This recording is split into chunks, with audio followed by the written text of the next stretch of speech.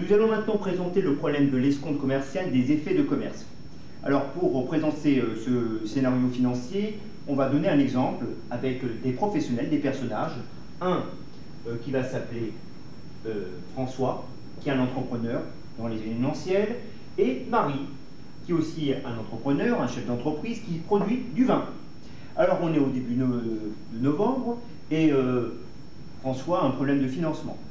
Il est intéressé par le vin de Marie, mais comme il n'a pas d'argent, eh bien, il propose de signer une reconnaissance de dette à Marie.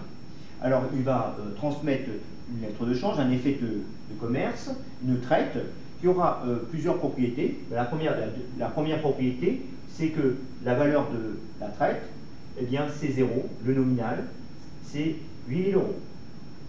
Ensuite, il y aura une date d'échéance.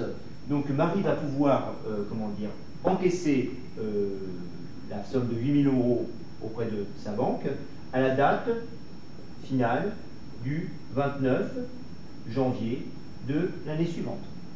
Alors donc François, en n'ayant pas d'argent, va donc signer une reconnaissance de dette auprès de Marie, et donc il va obtenir ses caisses de vin, et il s'agit de les vendre à Noël, au jour de l'an, et l'objectif, c'est que pour le 29 janvier, il doit pouvoir honorer sa dette auprès de Marie. Voilà.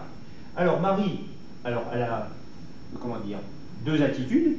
La première attitude, c'est donc d'attendre le 29 janvier pour pouvoir récupérer la somme de 8 000 euros. Alors on va faire l'hypothèse que le 25 novembre, eh bien Marie décide de se débarrasser de cette lettre de change, de cet effet de commerce. Et donc elle va voir un autre professionnel qui s'appelle le banquier. Et donc elle va négocier avec le banquier et elle va, si vous voulez, vendre cette traite, cette lettre de change, cet effet de commerce auprès du banquier. Et donc quand le banquier va acheter cette lettre de change, eh bien on va dire qu'il va escompter la traite. Alors donc, dans cette opération d'escompte, eh bien, quand le banquier achète donc la traite de Marie, eh bien, on va définir un taux d'intérêt, tout simplement, qui est le suivant. Pour décrire l'opération d'escompte, nous allons présenter les deux diagrammes des flux. Le premier diagramme des flux porte sur Marie, donc on va adopter le point de vue de Marie, qui se présente de la façon suivante. Donc on a les deux échéances. On avait dit qu'elle va vendre sa traite le 25 novembre, et sa traite aura pour effet, elle pourra être, elle pourra être encaissée par la banque le 29 janvier de l'année suivante. Alors qu'est-ce qui va se passer avec le banquier? Eh bien, Marie va pouvoir encaisser tout de suite la valeur nominale de la traite, c'est 0, qui est égal à 8 000 euros. Mais malheureusement, il y aura des intérêts à payer au banquier. Les intérêts sont définis par un taux d'intérêt qui s'appelle le taux d'escompte. Ces intérêts, les voici, c'est E, comme escompte, et la formule en intérêt simple, et donc E est proportionnel au capital à la valeur nominale, au taux d'escompte négocié avec le banquier, et aussi à la durée D entre le 25 novembre et le 29 janvier. Alors le taux d'escompte négocié, on va supposer que taux est égal à 10%. Alors maintenant il s'agit de calculer l'escompte en sachant que c'est 0 égale 8 000 euros et de calculer la durée entre le 25 novembre et le 29 janvier. Alors D entre le 25 novembre et le 30 novembre, donc c'est 5 jours, plus le mois de décembre, 31 jours, plus les 29 jours du mois de janvier, sur 360, ça me donne donc 65 sur 360. On va faire l'hypothèse que l'année a pour base 360 jours. Alors donc, on va pouvoir calculer l'escompte, E égale donc 8000 fois 0,1 fois 65 sur 360, et ça me donne donc 144,44 euros avec ma calculatrice. Ça, c'est le diagramme des flux avec le point de vue de Marie. Alors maintenant, si on adopte le point de vue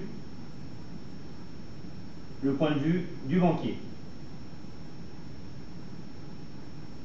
Alors le banquier, le 25 novembre, alors il va, en fait, il ne va pas donner à Marie 8 000 euros, il va donner une certaine somme qui sera plus petite.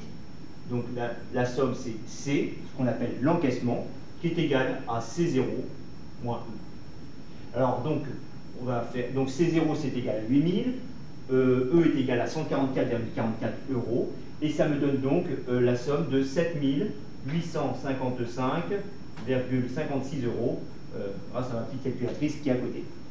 Alors maintenant, le banquier donc, a payé à Marie la somme de 7 855,56 euros.